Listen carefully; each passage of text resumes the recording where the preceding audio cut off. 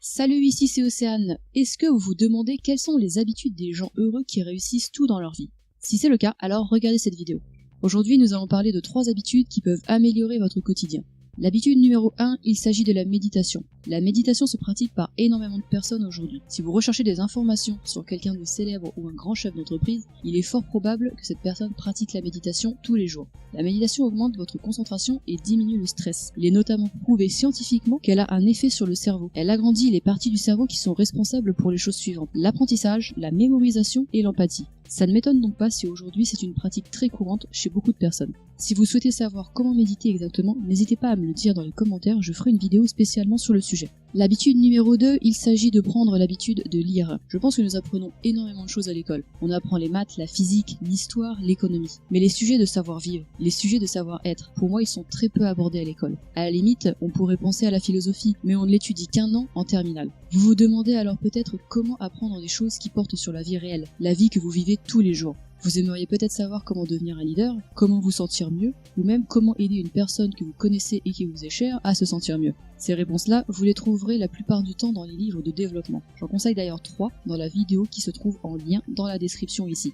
Toutes les personnes qui connaissent aujourd'hui le succès pourront vous recommander leur livre préféré, et elles vous diront que l'histoire de leur menteur a été pour elles un élément déclencheur dans leur succès. Par exemple, Mark Zuckerberg lisait les histoires de Steve Jobs, et Martin Luther King, lui, s'est beaucoup inspiré de Gandhi. La 3e et dernière habitude, il s'agit de la visualisation. Je me permets d'utiliser une petite histoire pour vous donner un exemple de ce qu'est la visualisation. John désire depuis tout petit une Aston Martin. Sa chambre est remplie de posters d'un modèle d'Aston Martin en particulier dont il rêve. Il aime tellement ce modèle qu'il placarde des images partout où il le peut. Quand il grandit et trouve son premier travail, il se rend chez un concessionnaire Aston Martin. Il passe plus de 2 heures avec le vendeur et fait comme s'il allait vraiment acheter la voiture à la fin de ce rendez-vous. Il prend la place du conducteur, pose ses mains sur le volant et s'imprègne de la sensation qu'il imagine alors, la sensation de rouler en pleine liberté. Et lorsqu'il rentre chez lui, John s'assoit dans son canapé préféré et passe ensuite plusieurs minutes à prétendre conduire une Aston Martin.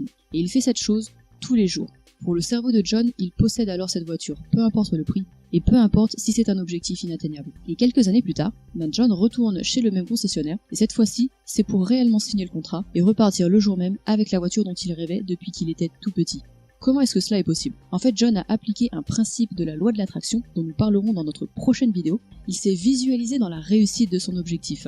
Et il n'est pas le seul à faire cela. Les personnes les plus accomplies de notre génération ont souvent un carnet de visualisation ou un petit journal dans lequel elles notent ce qu'elles désirent avec des images associées pour influencer leur cerveau. Visualiser votre désir, c'est comme si vous plantiez une graine dans votre tête. Et avec un soin particulier, cette graine se transformera en arbre gigantesque. Et il existe plein d'autres manières d'utiliser cette loi de la visualisation.